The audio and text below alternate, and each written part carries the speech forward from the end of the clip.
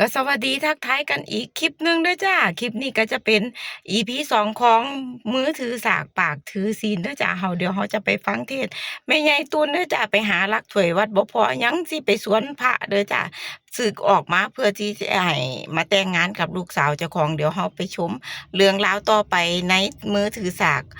ปากถือศีล EP 2กันจ้ามันสันตอนน้อยจะไปบ้านใกล้บ้านมันจะไหนนอนยังคู่ไม่อยากบอกมันเป็นเปลี่ยนแล้วเลยเดี๋ยวนี้แม่บ้านสิจะได้บ้านจะได้ยินซึกมาเนี่ยไม่ว่ากี่จับใจกันไม่ยิ่งหวานใจลูกสาวเมียจะได้ยังคู่ว่าบอกให้นักหนาไปทัวทิพย์ทัวเดียนเถอะเราก็แน่นานนักหลังหนอกก็จริงมีละลูกอันที่จับคอยไปใช้ไผ่ก่อนจะยิ่งหวานใจลูกสาวเจ้ามันเป็นผู้ยังไหนก่อนถือว่าเคยเห็นมันมาจากเกี่ยบัตรกันงามบอกข้างคนละน้องบ้านน้องโกกันบ้านน้องโกกันไม่ลูกผู้การละงามกโมคนเท่านั้นกันสิเตียงนั่งนับกันนั่นมันต้องจีบกันก่อนต้องมีเวลาคุยกันตกลงกันก่อนว่ามันผิดจับใส่กันเพื่อนปูได้กันลงไม่ได้ดีกันไหนสันบ่เนาะเอาก็จะไว้อีกเห็นกันก่อนมันเป็นผู้ยังไหนไปถามเนี่ยมันติดโซ่ไว้เพราะนี่ลูกสาวเจ้ามันงามมาไหนเลยมันก็งามบางแม่มันยังจะยัดเยียดสิมันคอยเอาเป็นลูกเป็นเมียกันเอามันก็งามขันน้องเนี่ยเพื่อนเอาไปก่อนงามมาไหนเบิ่งเมียมาบอกอย่าว่าเบิ่งเมียมาบอกต่อเพราะมันคือเขาไว้บอกยังกับบอกข้างบอกเนี่ยมันจะคู่กันได้ฟังเมียจะบอกให้ฟังมันงามไปได้กันได้มาเบิ่งลูกโฆษณามาเบิ่งลูกสาวจะของแล้วจะไหนเมียจะโฆษณาแต่มันคือกับมันถึงใจกับฟ้าซึ้งเอาเลยเด้อสิโฆษณาเมียนี่เลยโฆษณาฟังมาเบิ่งยิ่งเจียวแจ๊เสียคือลิ้นไหนจะคู่กันได้แต่กล่าวมาเขาคือนี่เราเป็นชื่ออย่างไรท่านเนี่ยจะมาหาพวกนั้นพวกนี้ไหลฟังเนี่ยเจ็บไหมว่าเป็นนี่แม่บ้านของป้าทำไทยก็ไม่ได้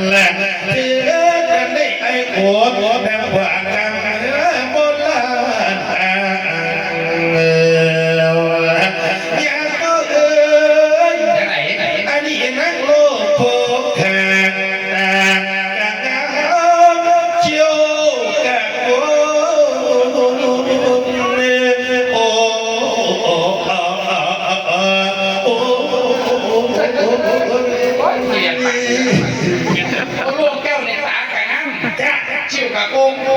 โกงถึงไม่โกงแล้วเลยชิวเลยว้ายชิวถึงโกงล้มตอนนั้นโกงถึงก็เราไม่เจ๊งอยู่ตอนตัวมันนั่งไปไหนก็ได้คนหนักขัดแต่ชิวโกงเนี่ยแต่นี่ลูกผู้หญิงมันอยู่คิวสบายแล้วว่าจะยับเลยจะตีชิวเลยเฮ้ยมันต้องว่า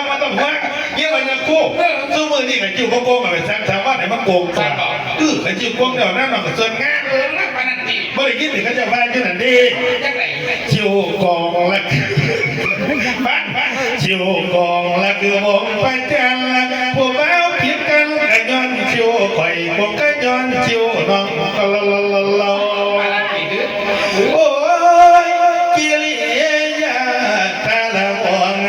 ยังมายกยังใหญ่พระปัญญาโอ้ปะไปโอ้เดินนะแต่ลมต้นกระดังเด้งอากาศเที่ยงเที่ยวกันกวาดเหียนกันโคสานหลดมอนป่านบักดมจีอิงอยากก็แล้วเปลี่ยนผู้หญิงมาเต็มร้อยบักไก่จ่ากันจ่ามาจ่ากาโอ้วันเดิน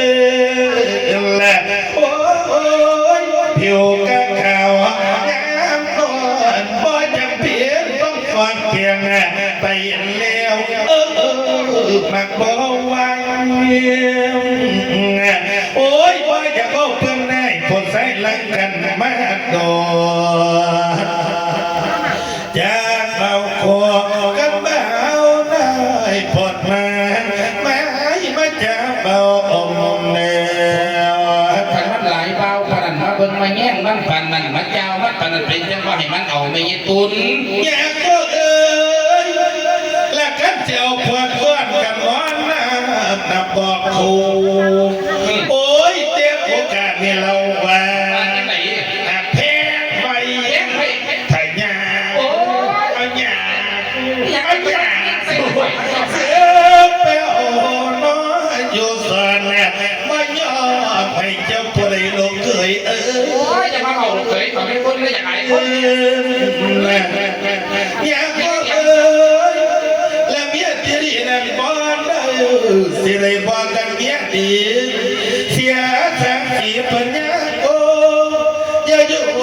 เลยฟังเสียงเสีย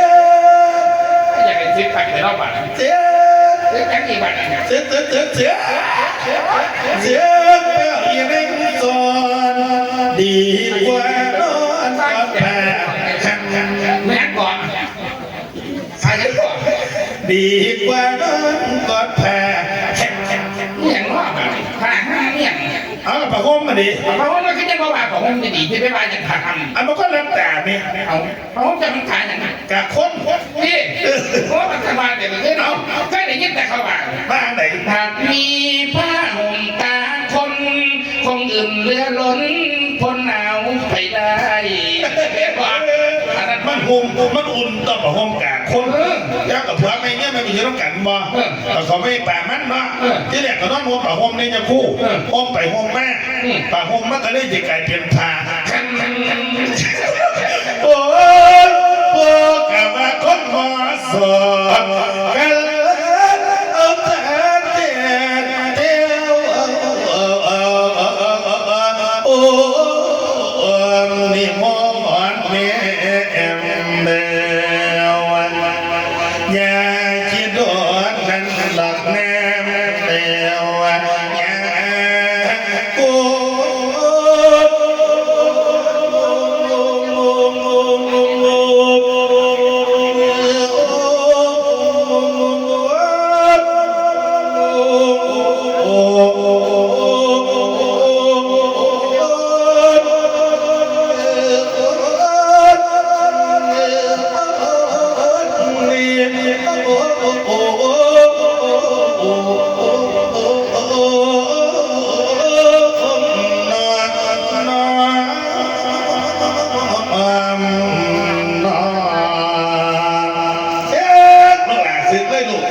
คู่ศึกเลย เฮ้ยจะอะไรกันที่มันแย่ยองกลองดึงกันเห็นมันไหนเนาะไม่ใช่ตัว แล้วต้องศึกเมียบ่เมียมึงเห็นไหมจิมานอนป่าจะได้ยินได้มาศึกปวดเลยจะขิดเมีย มันเป็นแท็กซี่บ้านพ่อนอนไม่ออกบ้านพ่นโกนี่ห้อง อ๋อเป็นตั้งแต่แสนนี่แหละ โอ้บ้านพ่นโกนี่เป็นจีบว่านอนโอ้แม่ตุน เนี่ย อันเจ้าก็คือจะมาหยาบมามึนขับแต่ประทับเดี๋ยวนี้ที่เขาเอิ้นแก้บัดแก้ว่าเป็นยัง นี่ สี่ แหละเขาเอินเกียร์มันเกียร์ว่า มีฟัดกับว่าเขาตัวรุ่นนี้ ว้ายเดี๋ยวต้องก็ถือว่าที่สองทั้งหยาบทีเนาะ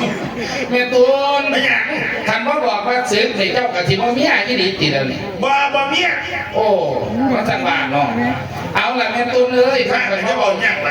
ข้าเคยบอกมันก็ที่ว่าแล้วนะแม่ตุน ว่าเรียกหรอกค่ะ ท่านอยากให้คอยซื้อกิริท่านยังสั่นในจะล้อค่อยถาตามาอีกจังหน่อยเด้อ จ้า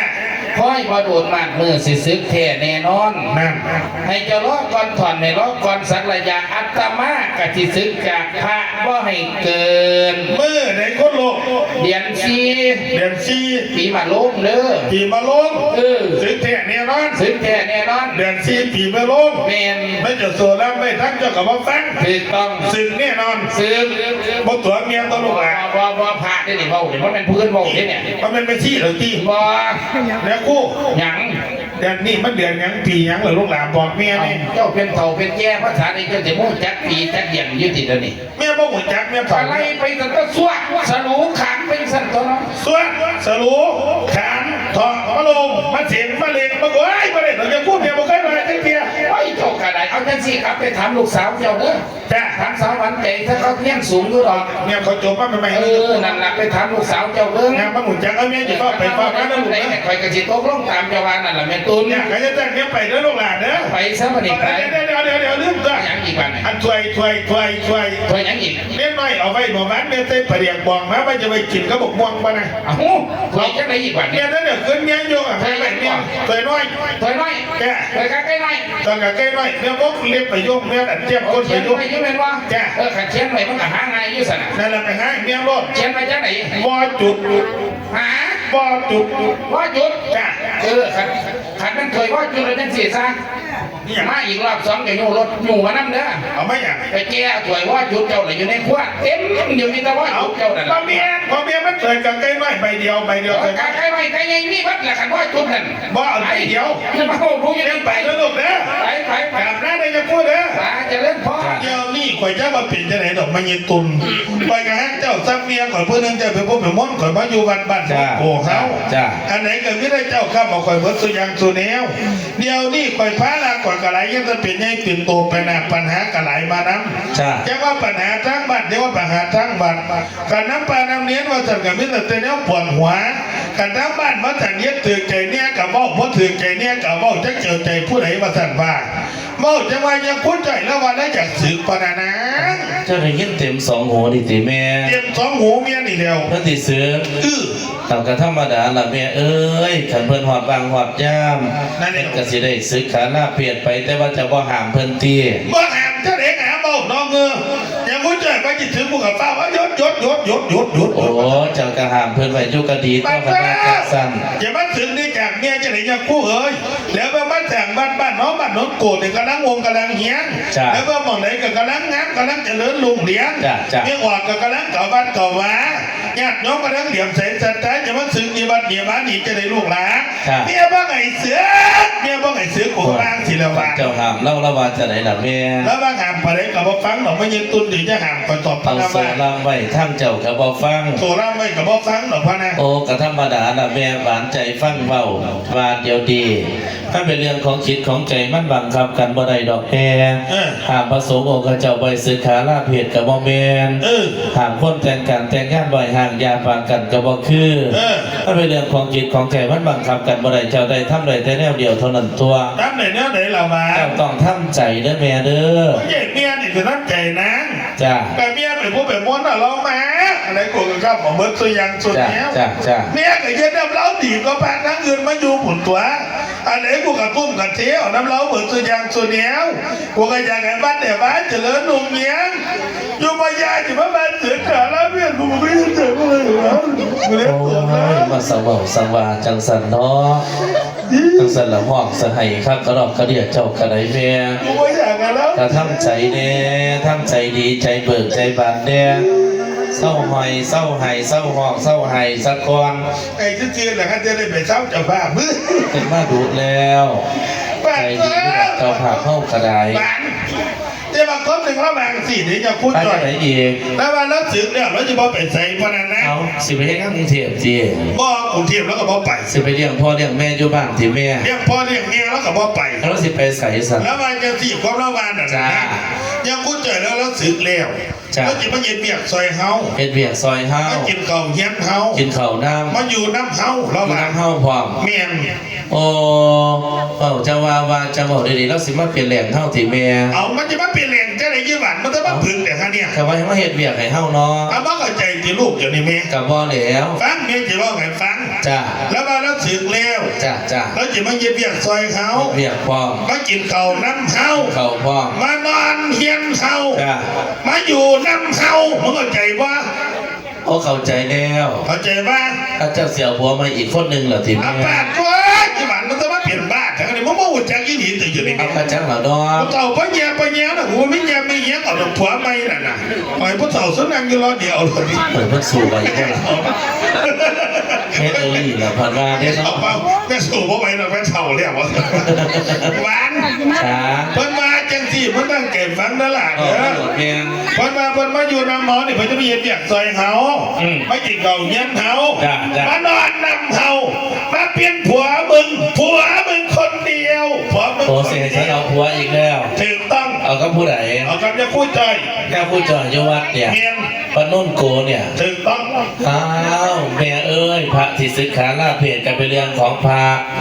สันหวานใจบ่ขอไปยุ่งไปเกี่ยวดอกแม่ บ่เกี่ยวบ่ได้ สัญญาเป็นบาปเป็นกรรมแม่เจ้าสิห้ามแม่เจ้าสิบ่ห้ามข่อยก็บ่เอาดอกแม่ ไม่หยังแต่แจ้งบาทได้ผู้ใดกับไหมแต่สิจะพูดจอยเพราะว่าเราเป็นพระเวลาสีงามเราเป็นพระผู้ดีผู้งาม เอาแล้วก็สิผู้ดีครั้งแล้วผู้ดีปานใด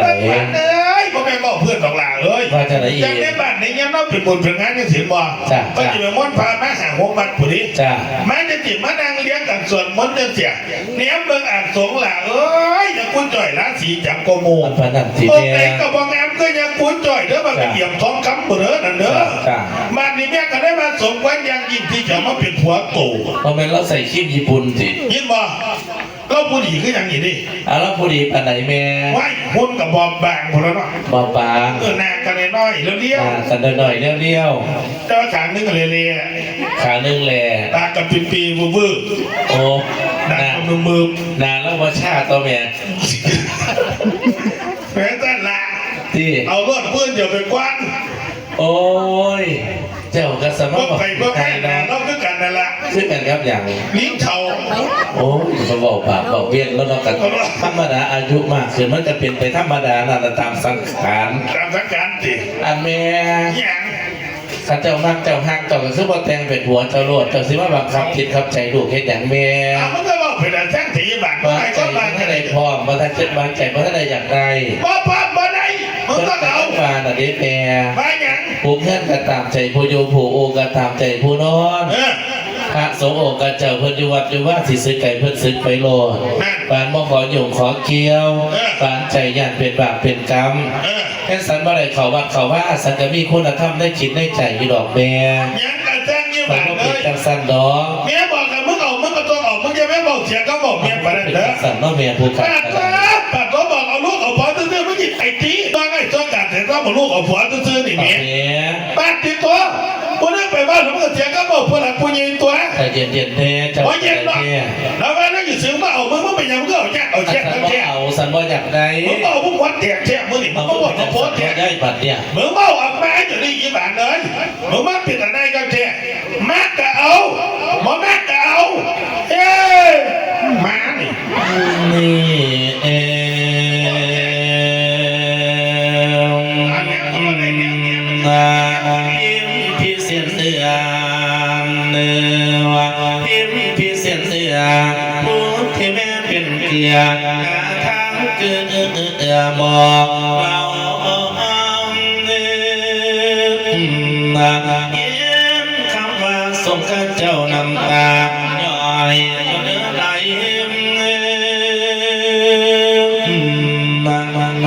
ไอ้บอกอีเมลไปเห็นอะไรให้เขาบอกอยากได้เขายันเป็นบาปเป็นกรรมไม่ไง ก็ไอ้เนี้ยกว่าจะมาอย่างเอ้ยแต่เมื่อก่อนเป็นสาวก่อนคนละ10 คนหมดได้มาสามหัวคือลูกฝันว่าจะมาชัวร์ก่อนไอ้ข่อยจะเคลียร์เตะ ไม่เลยน้อยังเป็นใบแล้วเห็นบ่กายกายเป็นดินเห็นบ่กายเป็นผู้อันไฟลมบ่เป็นน้ำแล้วน้ำเป็นน้ำเสียงเป็นเสียงเอ็นเป็นเฮือนอ้อมเป็นอ้อมอ้อมก็คงสิเป็นหอทั้งสิเม็ดอุดเอาอย่าไปว่าไว้เมื่อยข้างให้เมื่อยข้างว่าอยากไม่คิดต่างแต่สางระวังแย่งสิพักง่ายด้วยว่าทรงพระเพื่อนนั้นมีสิทธิ์เกี่ยวเดียวคนละแนวคนละเดือคนละเกลือคนละเข็มคนละดาบคนละไฟบาปแต่ที่ไหนจีบทายกูแต่ที่ไหนสิ้นซอยอย่าไปอ่อยสิ่งบอกว่าเราเป็นชาวพุทธดวงเดียวอย่าไปควรทำให้สูงองค์สัมมาอ่อนอันศีรษะนำก่อนเดินผิดของวดีดาเดินผิดทางวดีแด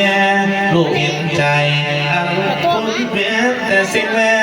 อยากให้เราเป็นเพียงบ่าวพี่เอ็มน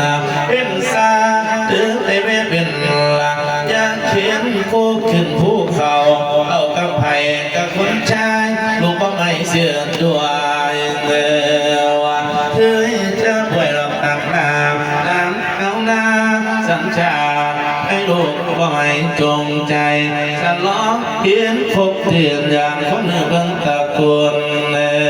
วแม่เอ้ยแม่เพิ่นเว้าเพิ่นอยู่วุ่นแล้วลูกเว้ากะใจยังระมัดระเหียงสิมาอีกคือจะอำแล้ว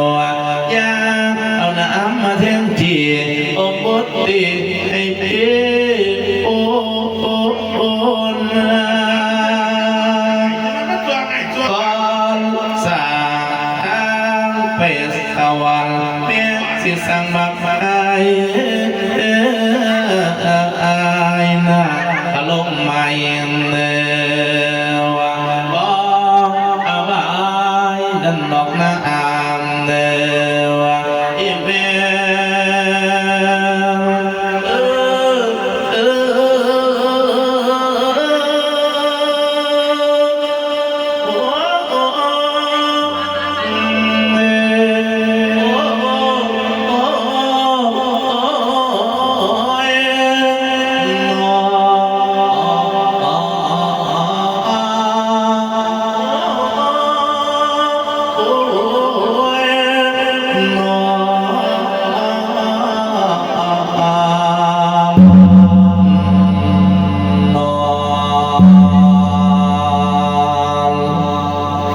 เจ้าใครจะสะบักขับจี้ขับใจลูกเท่าพนันทบเนี้ย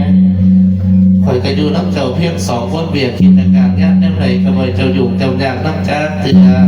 เพียงเสียวคำเดียวดอกเบี้ยฝากบอกท่านอยากให้เจ้าก็จะบังคับฉันหลายทบเบี้ย จะเป็นเมื่อเปลี่ยนแต่หน้านอกบาทเลย ข้าเจ้าสิเป็นจังสี่ไปบ่อยู่น้ำเจ้าขอสิลุ่งที่เทียบเราได้แม่บาดเดีย